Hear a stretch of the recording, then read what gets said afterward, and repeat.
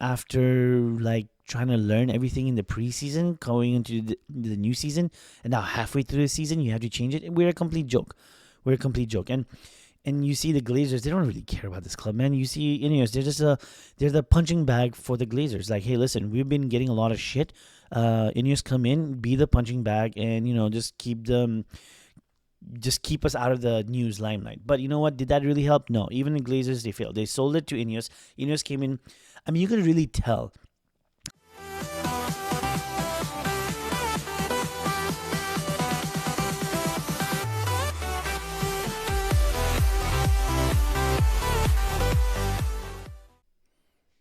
Hi guys, welcome to another segment. It's your boy Sushant, aka Sean, aka Sushi, and welcome to another segment about Manchester United. Man, this club just keeps having a lot of news, all for the wrong reasons. But we want to get a little like a recap of what's going on with the club. Michael Carrick has been announced the interim coach, head coach, not manager, until the end of the season. And boy, oh boy, I feel like he has a lot of work. And I've been reading comments from the United Stand, from Mark Goldbridge, about like what they're expecting him to do, and how the board will not actually help him to be able to be successful. So again, the board is a joke. I believe there is going to be a protest. I think Ineos failed miserably. They came in talking big and they packed no punches. They found ways to somehow punch themselves in the face. They found ways to make them look sad. They found ways to showcase that they're not even a company that no football club should even like reckon with. And if you look at the other football club that they're managing, they actually manage another football club, doesn't do really well at all. And this is what happens when the dream is bigger than the ability, right?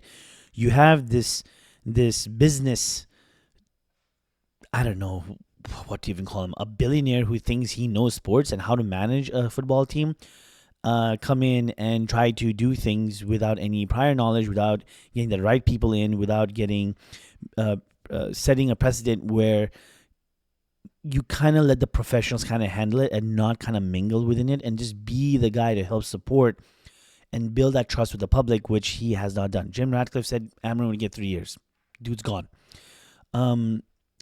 Hired a guy who plays a 3-4-3, asking him to do a back four. I mean, clearly we saw the last 2 games, the back four was not the way how we did anything. In fact, if you go back and look at the 3-4-3, the 3-4-3 actually beat Burnley, right? And the back four tied against them. And if you see the game at Brighton, I mean, my God, we were atrocious. Absolutely atrocious. So that's completely on the board. I don't even blame Darren Fletcher for that. I don't know, man. It sucks. But I wanted to like kind of wish Michael Carrick a best of luck. I feel like, I did see him before Ragnick took over during that time when Ronaldo was still there. That was still a pretty decent United team. I hope, the players in that club respect and see to it that they kind of like come together and be able to perform. But right now, like, the team is not, I don't know if the team is good enough, because they were being built in order to be successful in a certain way within a previous system, and now you have to kind of like have them learn everything, a newer system, after like trying to learn everything in the preseason, going into the new season, and now halfway through the season, you have to change it. We're a complete joke. We're a complete joke. And you see the Glazers, they don't really care about this club, man. You see Ineos, they're the punching bag for the Glazers. Like, hey, listen, we've been getting a lot of shit. Ineos come in, be the punching bag, and just keep us out of the news limelight. But you know what? Did that really help? No. Even the Glazers, they failed. They sold it to Ineos. Ineos came in. I mean, you could really tell by the decision making of Ineos, right? They come in and didn't even get the full control of the club from a financial aspect and a business aspect, only the football side. And then they're thinking they will change everything, while the Glazers still retain majority of control, right? So Ineos is kind of like the biggest losers in this whole entire deal. I really wish Qataris like bought United, because at least you would have owners who would actually care. So when you have owners that actually care, they will do whatever it takes to make sure the club is successful. They would give time to the coach. They would implement the system. They'll listen to professionals, right? Because they want the club to be successful because they've invested all that money into the club, right? It's all about that brand marketing, because eventually, I mean, like, I'm a longtime United fan. I've had the highest of highs, and now I'm going to the lowest of lows. But this lowest of lows is like something that I've never seen in my entire life. I've seen other clubs struggle and bounce back, right? I mean, Arsenal for the longest time since 2003 didn't do shit. But once they gave Arteta time and the ability to develop and form a team, they're going to win the Premier League this season. Granted, every other team kind of has to falter for one team to really run away with it. But you can see what's going on. That's how Liverpool won last season as well. Not giving them, not taking away any credit from them, but literally that's kind of like the same thing that's kind of playing out, because a lot of the teams that were supposed to compete within that season faltered a lot, including Arsenal and City. So Liverpool won it last season, and I think the same thing is happening to Arsenal unless they bottle it themselves. I mean, but anything can happen. The Premier League this season has been kind of crazy, but I don't even think we'll finish top 10. But the board has this idea we'll finish top 4, top 6. We'll get it back into Europe. How? The decision you guys are making, right? How will anybody ever be able to respect that? But, like I said that in my previous video, but going into Carrick, the way how Carrick is going to play, I don't know how he's going to be able to do this, because when he managed United during those 3 games, when Ronaldo was still there, you had fast wingers. You had James Sancho, still a talented young individual, very bad attitude. You had Rashford. You had fast wingers who could go up and down the wing, right? You could play that counterattack, the old school counterattack United way. And, he did have a pretty decent run, 2 wins and 1 draw, I believe. But then it's just 3 games with a pretty different United side. I think that United side on paper probably would be better than this United side on paper. But then again, it's a completely different team. The return of Mbeumo and Ahmad does make it a little bit better, because they have been our best players this season. And I'm kind of curious to see how Carrick will perform. And I really hope he does well. I hope that he turns the season around. But I don't know what type of manager will come, for the next season. I don't know if Carrick will continue with it, because I don't think Carrick will want to have a job with these leaders, because he's already seen it. I think this is a good opportunity for him to really build his portfolio, to really showcase that, hey, listen, I'm a good manager, because he was doing so well, he walked away. Because he knew that there's no way that he can be successful. Because he saw what happened to Ole Gunnar Solskjaer, right? And he didn't want to be the next Ole. So he went in and refined his skills at Middlesbrough. He did pretty decent. Didn't do anything amazing, but he did have a decent outing over there. So with that being said, I don't know what to expect from Carrick. Maybe more counterattacking football. I mean, Šeško is kind of pulling his weight now. He scored the last 2 games. Cunha is having a rough game. It seems like the departure of Amram has kind of messed with him. And also from the United stand, which I've been listening to, and I get there. I don't have any access to any inside news, but listening to what they're saying is, they're saying that United might force Bruno Fernandes out, because they tried to sell him last summer, and they probably will try to do it now. And I think Bruno is literally our best player that United have. I don't know any other player that is world class. I would consider Bruno world class, because he's done things for Portugal. I think he's changed how United play overall. Whenever he's in the team, there is opportunities and chances. I mean, he can have a bad game, and you can see when he has a bad game how much of a difference it makes.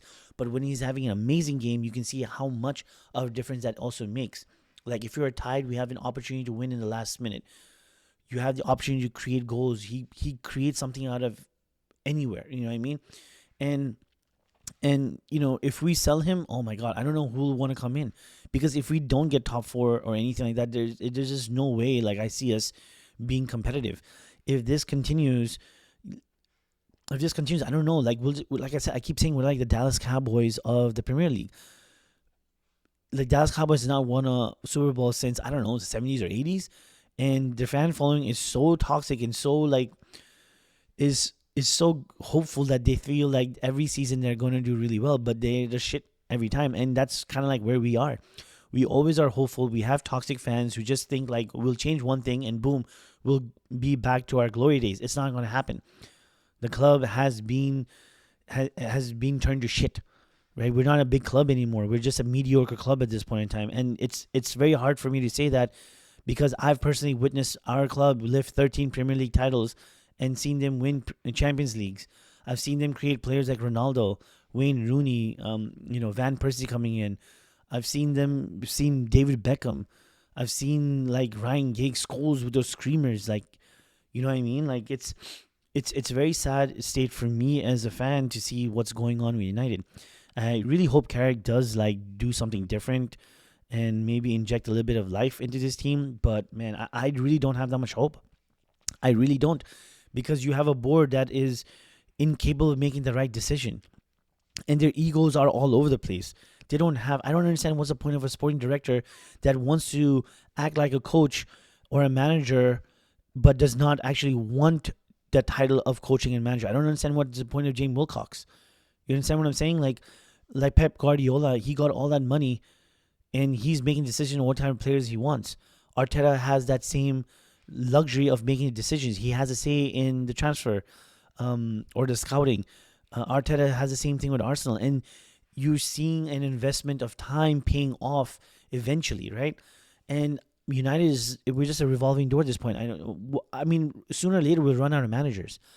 And I don't understand how much protest that we can do. I mean, if you want to protest as fans, don't go watch the games. Don't even watch their games on TV. Like, when it starts hurting them financially, that's when these owners will be like, okay, you know what? Because of us, we're not going to make any money. Not because the club is big. It's because the fans don't like us anymore. So they need to make a decision, right? They need to make a decision in order to like, okay, you know what? Let's just sell it, right? Take our profits done. I mean, they bought it for next to nothing. And now, like, they should just. I mean, I really wish the Qataris bought it. Honestly, from a banter perspective, I would like love to be called Oil Money Club. You know what I mean? I mean, we do that with City, so who cares though? Who cares? We call them, Oil City, FC. But ultimately, at the end of the day, what are they doing? They're winning titles. They're winning. That doesn't matter at the end of the day. They're winning it. And fans, opposition fans like us, we're going to say whatever to demean as much as possible. But the history books will not even like recognize that at all, right? I feel like the Qataris would have been better owners at this point in time. And I really hope like the Glazers sell their shit and just leave. But I don't think they will, because they know there are toxic fans out there who will consistently will watch the game. The price of tickets will keep going up, and people will be losing their jobs, and it's just a shitty situation for the United as a club to be in, right? And it really sucks. But however, I mean, yeah, the only thing you can do by protesting is by not watching the games, not buying the tickets, not buying anything that the club has to offer, not buying any shirts.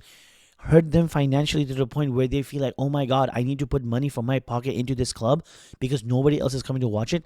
I mean, how will the generation like us, like guys like me who have kids who say that you need to support Manchester United because they're one of the greatest clubs, what do these younger kids have to see right now? They witness no success, right? They're going to turn around and tell their dads, like, what are you talking about? They suck. What will that dad say? Oh, you know what? We won 13 Premier League titles. Who the hell cares? Like, my 80-year-old nephew doesn't even know who Manchester United is. He's talking about Barcelona and Real Madrid. Yeah, because why? They have continued success, right? They have continued success. And whenever you win trophies, kids know that. You're in the age of social media. You need to keep your reputation, your brand alive by being able to invest into your business to make sure it's competitive. But we don't see that. You're just running off like past glories, and eventually that shit's going to run out. That shit is going to run out, and even fans like us have nothing more to say. Like, it's been since 2013. That's nearly 13 years since since where I felt like we can compete for the title.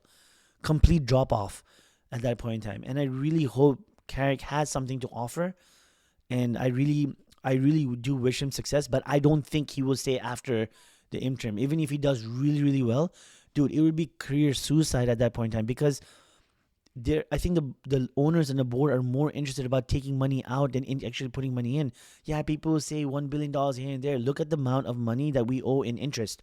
The club is in debt, and you're talking about building this amazing stadium, so and so. With what money though? With what money influx are you going to be doing that? Eventually, that money runs out. What are you guys going to do? We'll get relegated. And once we get relegated, then what? Then this owners will be like, all right, you know what? I've sucked this club dry. Anybody else can take it. Why would the Qataris buy it at that point in time? Unless the Qataris who's going to buy it is a die-hard United fan that wants to bring it back from its glory, right? But yeah, I don't see us being competitive, to be very honest. I don't even see us like finishing in the top half of the table, to be very honest. I don't see us doing really well. I mean, we have City and Arsenal next. Oh my God, I don't even know what the outcome's going to be. We're not competitive. I mean, with Ruben Amorim, at least we played really decent against them. Like, we felt like we had a chance. I guess the City game was the only one that we lost really bad. We gave Arsenal a run for their money. We beat Chelsea. We beat Liverpool, right? We tied with Tottenham. We just had a lot of draws, but we were still top six. We were a little run away from actually doing well. Yeah, we were dropping points where we shouldn't have. There have been situations where Bruno missed a penalty. There were so many situations where he could have the game. It would have looked really well, but Ruben Amorim didn't get the support. And I really hope Michael Carrick, gets the support that he needs to build a team in his image. But let's be real, that's not going to happen because we keep changing managers every freaking 14 months or 12 months or every mid-season. It doesn't make sense, right? When you publicly come out and say we're going to back him for the next 3 years and then turn around and sack him because you kind of gave him this false hope that he's going to get the players that he wants to be successful. He also wants to be successful. What is he going to take, like 3 years to be mediocre? I don't think anybody wants that. And I don't understand why it's so bad to say, everybody needs to do their job. He didn't point anybody out. Everybody needs to do their job. Yeah. If they don't want to do their jobs, then how can he do his job? Right?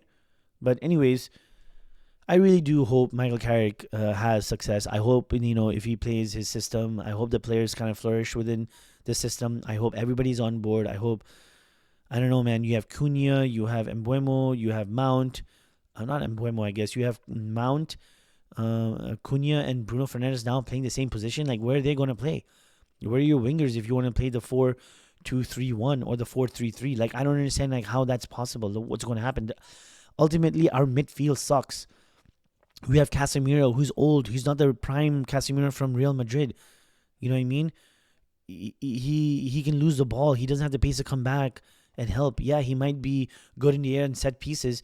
And then you have Ugarte. Ugarte just doesn't really offer much. He's just like that off the bench kind of guy to keep things rolling. But still, it's not like he makes a humongous difference. And Manu, he's still young. Again, he doesn't have the defining passing moments, but he's a holding midfielder. He could probably hold the ball and get out of tough situations, but you're asking a lot for someone who's young at that point in time, right? I'm just hoping maybe with Ahmad and Mbeumo coming back, we have a little bit of more attacking prowess and we score more goals.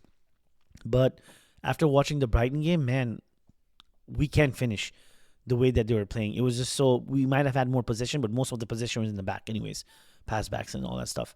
And Diego Dallo, oh my God, man, that guy can't finish for shit. Most of the chances went to Diego Dallo, Lisandro Martinez, and Dorgu, the left back and right back. I mean, how do you expect the forwards to get an opportunity when your midfield is not helping them? When you look at Carrick, as a midfielder, look at how he used to release the forwards. Ronaldo, Tevez, Rooney at that point in time, the front three were amazing. It's also because we had an amazing midfield. Likes of Giggs, Scholes, you had Carrick, Fletcher that really knew how to control the midfield, that allowed the opportunity for the strikers to go out, the wingers to go out, to be able to really let the attack be the attack, instead of worrying and coming back to defend and all that stuff, right? But we'll see. I really hope Carrick does well. I wish him the best of luck, and may God really need it. So this is it for this segment. Remember, guys, don't forget to subscribe to my channel. I'm trying to bring it back to life. Don't forget to subscribe to News Nonsense More podcast channel as well. And don't forget to hit the like this video, comment on it if you have anything, and hit the notification bell. All right. So once again, thank you very much. And I will see you guys on the flip side.